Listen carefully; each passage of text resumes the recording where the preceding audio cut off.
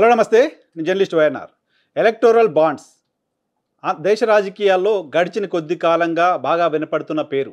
2018లో ఈ పథకాన్ని అమల్లోకి తీసుకొచ్చింది కేంద్ర ప్రభుత్వం. రాజకీయ పార్టీలకు విరాళాలు ఇచ్చేవాళ్ళు రూ. 1000 నుంచి 10,000, లక్ష ఇలా ఎలక్టోరల్ బాండ్స్ని కొనుగోలు చేస్తారు బ్యాంకుల నుంచి. సో ఆ బాండ్స్ని రాజకీయ పార్టీలకు విరాళంగా ఇస్తారు. ఆ బాండ్స్ పైన ఎవరు ఇస్తున్నారు, ఎవరికి ఇస్తున్నారు అనేది ఏమీ ఉండదు. ఆ తీసుకున్న బాండ్స్ని 15 రోజుల్లోగా సంబంధిత రాజకీయ పార్టీలు బ్యాంక్ అకౌంట్లో జమ చేసుకోవాల్సి ఉంటుంది. దీని ద్వారా ఆశించింది కేంద్ర ప్రభుత్వం చెప్తూ వస్తోంది. సో రాజకీయ పార్టీలకు ఎవరు విరాళాలు ఇస్తున్నారు అనేది తెలియకుండా ఉండాల్సిన అవసరం ఉంటుంది. సో దానికోసమని దీన్ని మేము తీసుకొచ్చామంటూ కేంద్ర ప్రభుత్వం చెప్పింది. అయితే ఇది క్విడ్ ప్రోకో లాంటి పథకంగా ప్రతిపక్షాలు అప్పటి నుంచి చెప్తూనే ఉన్నాయి. చాలా పెద్ద ఎత్తున క్విడ్ ప్రోకో జరుగుతుంది అంటూ ఆరోపిస్తూ వస్తున్నాయి. సో ఆ బాండ్స్ పైన ఎవరిస్తున్నారో ఏంటో లేదు కాబట్టి క్విడ్ ప్రోకో అనడానికి అవకాశం లేదు. ఎవరైనా ఇవ్వచ్చు, ఎవరికైనా ఇవ్వచ్చు. అది రాజకీయ పార్టీలకు ఎవరిస్తున్నారు, ఎవరైనా డొనేషన్స్ ఇస్తే ఆ తర్వాత వాళ్ళని వేధించడం, వాళ్ళు పలానా పార్టీ వాళ్ళని ముద్రేయడం ఇటువంటివి లేకుండా ఉంటాయి. ఎలక్టోరల్ బాండ్స్ అనేది ఒక ట్రాన్స్పరెంట్ సిస్టమ్. చాలా దేశాల్లో దీన్ని అమలు చేస్తున్నారు. చాలా దేశాల్లో రాజకీయ పార్టీలకు నిధులు ఈ రకంగానే సమకూరుతున్నాయి కాబట్టి ఈ విధానాన్ని ఇక్కడికి తీసుకొచ్చామంటూ కేంద్ర ప్రభుత్వం చెప్తూ వచ్చింది. సో ఇప్పుడు దాన్ని రద్దు చేస్తూ సుప్రీంకోర్టు 5 సభ్యుల ధర్మాసనం తీర్పు చెప్పిన నేపథ్యంలో ఈ తీర్పుని భారతీయ జనతా పార్టీ, కేంద్ర సర్కార్ కూడా వెల్కమ్ చేస్తూ దాన్ని గౌరవిస్తున్నామని చెప్తున్న నేపథ్యంలో సో ఎలక్టోరల్ బాండ్స్ అనేది ఇక ముగిసిన అధ్యాయంగా చూడాల్సిన పరిస్థితి ఉంటుంది. అయితే ఇప్పటివరకు 2018 నుంచి ఇప్పటివరకు ఎలక్టోరల్ బాండ్స్ ద్వారా ఏ రాజకీయ పార్టీకి ఎంత డబ్బులు వచ్చాయి, ఏ బాండుని ఎవరు కొనుగోలు చేసి ఇచ్చారు, ఎంత ఇచ్చారు, ఎవరికి ఇచ్చారు, ఎప్పుడు ఇచ్చారు, ఈ మొత్తం వివరాలను కూడా మార్చి 13లోగా తెలపాలి అంటూ సుప్రీంకోర్టు చెప్పింది. సో ఇది కూడా ఎవరికి పెద్దగా ఇబ్బంది ఉండకపోవచ్చు. లేకపోతే పలానా బిజినెస్ మెన్, పలానా కంపెనీ, పలానా వ్యక్తి, పలానా పార్టీకి ఫండ్ ఇస్తారని బయట చర్చ ఉన్నప్పటికీ అది ఓపెన్గా ఇప్పుడు తెలిసే పరిస్థితి ఉంటుంది. సో పలానా కంపెనీ ఆ రాజకీయ పార్టీకి ఇంత డొనేషన్ చేసింది, పలానా వ్యక్తి రాజకీయ పార్టీకి ఇంత డొనేషన్ చేశారు అనేది ఇప్పుడు మార్చి 13న ఈ వివరాలన్నీ బయటకు వస్తే తెలవడానికి సంబంధించిన ఆస్కారం ఉంటుంది. సో దీనిపైన కూడా రాజకీయపరమైన విమర్శలు ఉండడానికి సంబంధించిన పాసిబిలిటీ ఎక్కువ ఉంటుంది. కేంద్రంలో దాదాపు 10 ఏళ్ళుగా అధికారంలో ఉన్న భారతీయ జనతా పార్టీకి వేల కోట్ల రూపాయల పార్టీ ఫండ్ వచ్చింది. ఈ ఫండ్ అంతా ఎవరు ఇచ్చారు, ఏంటి, ఎందుకు ఇచ్చారు, ఇటువంటి కూపీలాగడాలు, వచ్చిన డొనేషన్లు ఇచ్చిన వ్యక్తులకు సంబంధించిన బ్యాక్గ్రౌండ్ ఏంటి, వాళ్ళకి ప్రభుత్వాల నుంచి జరిగిన లబ్ధి ఏంటి, దీనికి సంబంధించిన వార్తా కథనాలు కూడా చాలా వస్తాయి ఇప్పుడు న్యాచురల్గా. తెలుగు రాష్ట్రాలకు సంబంధించి చూస్తే గతంలో అధికారంలో ఉన్న ఆంధ్రప్రదేశ్లో అధికారంలో ఉన్న తెలుగుదేశం పార్టీ కావచ్చు, ప్రస్తుతం ఆంధ్రప్రదేశ్లో అధికారంలో ఉన్న వైఎస్ఆర్ కాంగ్రెస్ పార్టీ కావచ్చు, వీళ్ళు కూడా ఎలక్టోరల్ బాండ్స్ ద్వారా ఫండ్స్ తీసుకున్నారు. ఇక్కడ 9.5 ఏళ్ళుగా అధికారంలో ఉన్న టీఆర్ఎస్ పార్టీ అత్యధికంగా ఎలక్టోరల్ బాండ్స్ ద్వారా ఫండ్స్ తీసుకున్న రీజనల్ పార్టీగా ఉంది కాబట్టి ఇక్కడ కూడా ఈ పార్టీకి ఎవరు ఫండ్ ఇచ్చారు, దాన్ని ఎందుకోసం ఇచ్చారు అనే దానికి సంబంధించిన వార్తలు కూడా చాలా చూస్తాం మనం. అయితే రాజకీయ పార్టీలకు సంబంధించి అవి కేవలం రాజకీయపరమైన విమర్శలకు, ప్రతి విమర్శలకు, కారణాలకు, ఇగో ఈ కారణంతో వాళ్ళు ఇచ్చారని చెప్పడానికి మాత్రమే పనికొస్తుంది మిగతా చోట్ల.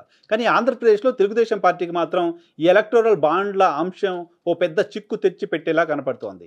ఏంటి ఆ చిక్కు, ఎలా ప్రాబ్లం అవుతుంది తెలుగుదేశం పార్టీకి అంటే, గతంలో స్కిల్ డెవలప్మెంట్ స్కామ్కు సంబంధించి 27 కోట్ల రూపాయలు నేరుగా తెలుగుదేశం పార్టీ అకౌంట్లోకి వెళ్ళాయి అంటూ అప్పుడు ఏపీ సిఐడి చెప్తూ వచ్చింది. ఈ 27 కోట్ల రూపాయలు స్కిల్ డెవలప్మెంట్ స్కామ్కు పాల్పడిన వాళ్ళు నేరుగా పార్టీకి ఇచ్చిన చందాగా ఏపీ సిఐడి చెప్తూ వచ్చింది. కానీ తెలుగుదేశం పార్టీ ఆంధ్రప్రదేశ్ రాష్ట్ర శాఖ అధ్యక్షుడిగా ఉన్న అచ్చెన్నాయుడు గారు కావచ్చు, మరికొంతమంది తెలుగుదేశం పార్టీకి సంబంధించిన నాయకులు చెప్తోంది అది కార్యకర్తలకు సంబంధించిన సభ్యత్వ నమోదు రుసుముగా కొంతమంది చెప్పారు. కొంతమంది ఎలక్టోరల్ బాండ్స్ రూపంలో మాకు వచ్చాయి, ఎవరికి చెప్పాల్సిన అవసరం లేదు, లీగల్గా విచారణ సంస్థలు కూడా వాటిని ప్రశ్నించడానికి సంబంధించిన అవకాశం లేదు అంటూ రాజకీయ పార్టీ, ప్రధానంగా తెలుగుదేశం పార్టీ చెప్తూ వచ్చింది. ఇప్పుడు ఈ చట్టం ఎలక్టోరల్ బాండ్స్ అంశమే రద్దు అయిన నేపథ్యంలో, ఎవరు చందాలు ఇచ్చారో బట్టబయలు చేయాల్సిన అవసరం వచ్చిన నేపథ్యంలో తెలుగుదేశం పార్టీ ఖాతాలోకి వచ్చిన ఆ 27 కోట్ల రూపాయలు ఎవరిచ్చారు, ఎప్పుడు ఇచ్చారు, ఎలా ఇచ్చారు, ఎందుకు ఇచ్చారు, ఇవన్నీ కూడా బయటకు వస్తాయి. ఈ 27 కోట్ల రూపాయలు ఇచ్చిన వాళ్ళలో స్కిల్ డెవలప్మెంట్ స్కామ్తో సంబంధం ఉన్న ఏ వ్యక్తి అయినా, ఏ కంపెనీ అయినా తెలుగుదేశం పార్టీకి చందా ఇచ్చినట్లుగా కనుక ప్రూవ్ అవుతే, అటువంటి సమాచారం బయటకు వస్తే ఖచ్చితంగా తెలుగుదేశం పార్టీకి రాజకీయంగా ఇబ్బందులు తప్పవు. ఈవెన్ కేసు పరంగా కూడా ఏపీ సిఐడికి సంబంధించి కూడా దానిపైన ప్రోయాక్టివ్గా పనిచేయడానికి సంబంధించిన ఆస్కారం ఉంటుంది. దానికి తెలుగుదేశం పార్టీ సమాధానం చెప్పాల్సిన అవసరం కూడా ఖచ్చితంగా ఉంటుంది.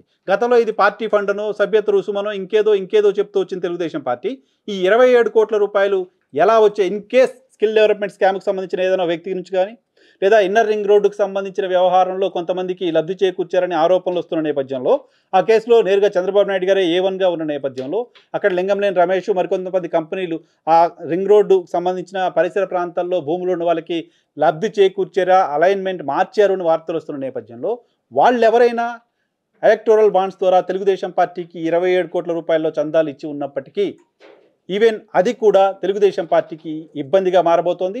సో లీగల్గా కూడా అది ఇబ్బంది కాబోతుంది. ఏపీ సిఐడికి అదొక అస్త్రంగా మారబోతుంది. ఏపీ సిఐడి ఆంధ్రప్రదేశ్లో తెలుగుదేశం పార్టీకి సంబంధించిన ఖాతాల వివరాలని మాకు ఇవ్వండి అంటూ ఇప్పటికే అడిగింది. తెలుగుదేశం పార్టీకి సంబంధించిన బ్యాంక్ అకౌంట్ డీటెయిల్స్ కావాలి, ట్రాన్సాక్షన్స్ డీటెయిల్స్ కావాలి అంటూ ఏపీ సిఐడి అడిగింది. దానికి తెలుగుదేశం పార్టీ నిరాకరించింది. ఈ వివరాలు మేము ఇవ్వము అంటూ కోర్టుకు వెళ్ళింది. వివరాలు మా దగ్గర నుంచి తీసుకోకుండా సిఐడిని ఆదేశించింది అంటూ కోర్టును ఆశ్రయించింది తెలుగుదేశం పార్టీ. సో అక్కడ వివరాలు ఇవ్వకపోవడం వెనక ఏదో కాన్స్పిరసీ ఉంది. పార్టీకి సంబంధించిన అకౌంట్స్, ఓపెన్గా ఉండే వివరాలను బయటికి చెప్పడానికి ఎందుకు తెలుగుదేశం పార్టీ భయపడుతోంది, దానికి ఎందుకు ముందుకు రావట్లేదు అంటూ ఏపీ సిఐడి కూడా ప్రశ్నించింది.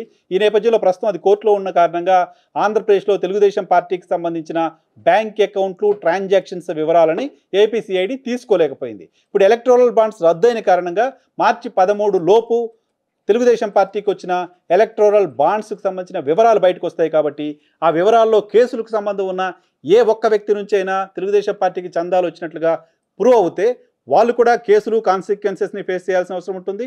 తెలుగుదేశం పార్టీకి సంబంధించిన ముఖ్య నాయకులుగా ఉండి ఈ కేసును ఎదుర్కొంటున్న వాళ్ళకు కూడా ఇబ్బందులు తప్పే పరిస్థితి ఖచ్చితంగా ఉండదు ఏపీసీఐడి ద్వారా.